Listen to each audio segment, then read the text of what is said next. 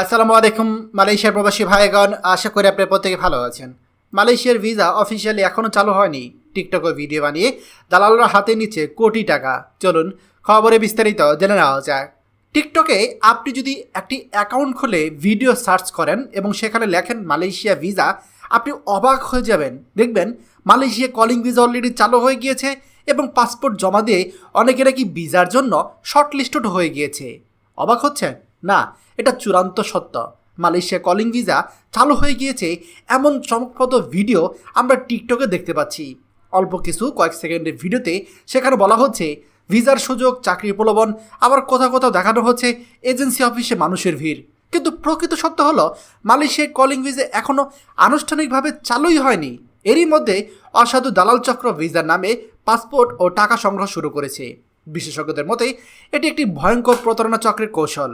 Visa আনুষ্ঠানিকভাবে চালু হওয়ার আগেই সাধারণ মানুষকে প্রলোভন দেখিয়ে তাদের কাছ থেকে পাসপোর্ট ও বিপুল পরিমাণে টাকা নেওয়া হচ্ছে। অনেকেই ভেবে নিচ্ছেন এখনই সুযোগ, পরে হয়তো পাওয়া যাবে না।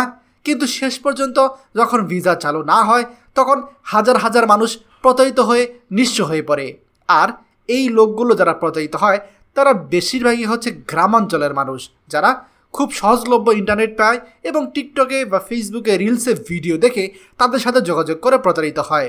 সম্ভবত সংশ্লিষ্টরা বলছে মালয়েশিয়া সরকার এখনও কলিং ভিসা খোলার বিষয়ে আনুষ্ঠানিকভাবে কোনো ঘোষণা দেয়নি, অথচ টিকটক ও ফেসবুকের মতো সামাজিক যোগাযোগ মাধ্যমে বিভ্রান্তিকর বিভিন্ন ভিডিও তৈরি করে সাধারণ মানুষকে ফাঁদে ফেলা হচ্ছে। তারা আশঙ্কা প্রকাশ করছে এই প্রতারণার কারণে অনেক পরিবার তাদের সর্বস্ব হারিয়ে পথে বসবে। বাংলাদেশি প্রবাসী সংগঠনগুলো সতর্ক করে জানিয়েছে এখনও যদি সাধারণ মানুষ সচেতন না হয় তবে অচিরে দেশের মানুষ, বহু পরিবার ভিসার নামে কোটি কোটি টাকা হারাবে। এর আগেও এই ধরনের প্রতারণার কারণে অসংখ্য মানুষ ক্ষতিগ্রস্ত হয়েছে। সরকারি দায়িত্বশীল কর্মকর্তারা সবাইকে সতর্ক করে বলেছে কোনো অফিসিয়াল ভিসার ঘোষণা ছাড়া ভিসার নামে কোনো রকম কোনো পাসপোর্ট বা টাকা জমা দেওয়া যাবে না, কারণ এটি শতভাগ প্রতারণা।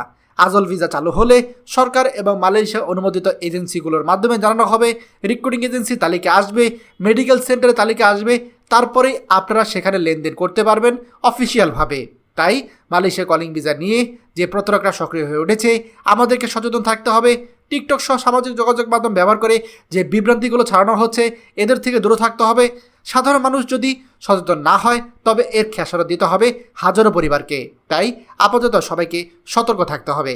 আমি আপনাদেরকে বলবো না আবার ভিডিও দেখার জন্য, তবে এতটুকু আপনাদেরকে গ্যারান্টি দিয়ে বলতে পারি আমি কখনোই আপনাদেরকে বলবো না এই এজেন্সির মাধ্যমে লেনদেন করার জন্য, বা আপনাদের কাছে কখনোই আর্থিক লেনদেনের জন্য কোনো সুবিধা নেওয়ার চেষ্টা করব না। তাই আমাকে আপনারা বিশ্বাস করতে পারেন, আমি সঠিক তথ্যটাই দেব। দয়া করে ভিডিওটা সকল প্রবাসীদের সাথে শেয়ার করুন। আর আপনি যদি আমাদের এই চ্যানেল নতুন হয়ে থাকেন অবশ্যই আমাদের চ্যানেলটিকে সাবস্ক্রাইব করুন মালয়েশিয়া সকল গুরুত্বপূর্ণ খবর সবার আগে পাওয়ার জন্য। ধন্যবাদ সবাইকে। আমাদের সকল ভিডিও আপডেট সবার আগে পেতে আমাদের চ্যানেলটিকে সাবস্ক্রাইব করুন। সাবস্ক্রাইব করতে সাবস্ক্রাইব বাটনে ক্লিক করুন এবং বেল আইকনে চাপুন, যাতে আমাদের কোনো নতুন ভিডিও আপনি মিস না করুন।